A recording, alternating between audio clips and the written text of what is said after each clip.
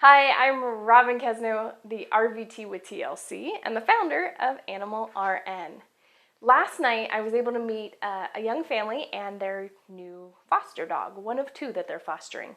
And in our conversation talking about foster dogs and choosing which one you're going to adopt and caring for those animals and can you expect based on what you have in front of you today, what can you expect down the road?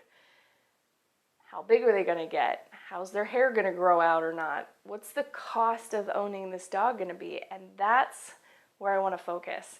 The cost of being a pet owner, specifically being a dog owner. There are some tools and calculators that you can utilize. I'll put a couple links here so that you can play with those.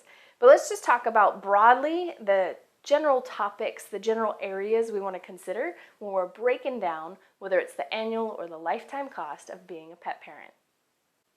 The first and most obvious category is veterinary cost. Now this is going to include both your wellness type costs, vaccines, dentals, and even, I challenge, even if you think I don't need some of these wellness basics, you might. Every body is different, and just because one dog got away with only having one dental cleaning their whole life, another animal might need it every 3 to 5 years. And I'm not talking about being oversold. Truly, to be healthy, that might be necessary. So we have the wellness category that feel free to consult with a professional. This is something we do to help people with, to kind of get a realistic idea of those wellness costs over the lifetime of your pet. We also have then emergency costs, because unless you put them in a bubble, just like your kids, things happen. And I know some people say, well, I'm not going to do aggressive surgeries and I'm not going to do chemo and radiation with my dog. That's just not where our priorities are. And I don't have any judgment on that, but I also, again, want to challenge and say there are some things that go wrong. A little sprain of a knee, a little skin issue that bubbles up, that you start off with a basic exam and before you know it, you've got a major procedure or just small bills adding up over time. So that veterinary emergency cost may not be what you think it needs to be.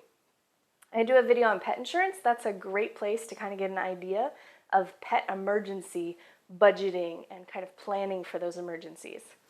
So we have our vet wellness, our vet emergencies. What else is there? Well, we have our obvious consumables, like the food, what quality we're going to feed, like leashes, bags to clean up after elimination. What about our fees, our extra deposits and costs for having housing that allows us to have an animal? Even if you own your home today, you might live in an area where you have to have certain vaccines and things like that just to have your dog in that community. So we want to make sure we consider not just our situation today, but the possible situations for the lifetime of that animal. Okay, so besides our consumables, besides our veterinary wellness and our veterinary emergency cost, what else is there really? Well, to offset some of those other costs, you might look at pet insurance. Those can have a huge variance again. We have that video I'm going to reference here so that you can look into that. But outside of those costs, what else could there possibly be? And that's where it becomes more flexible. It's up to you. Leashes, beds, and bowls over the course of a lifetime can be very frugal.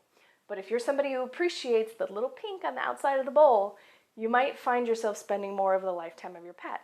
If you know me, you know I'm a listener of Dave Ramsey's podcasts, and he's always quoting this thing about basically you don't start to build a building until you know how much it's going to be cost. Otherwise, you'll get halfway through, run out of money, and then look like a fool.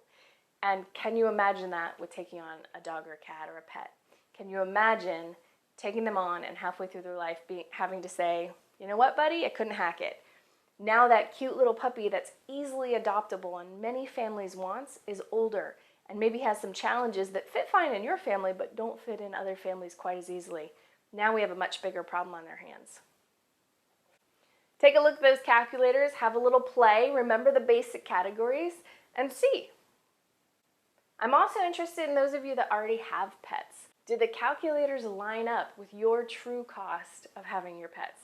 This isn't about the money, but it's helpful for people who are looking into getting a pet and want to be earnest and sincere in their efforts to care for them and that commitment for the pet's whole life. I'll keep an eye out for your comments, and as always, you can reach out to me personally at animalrn.com.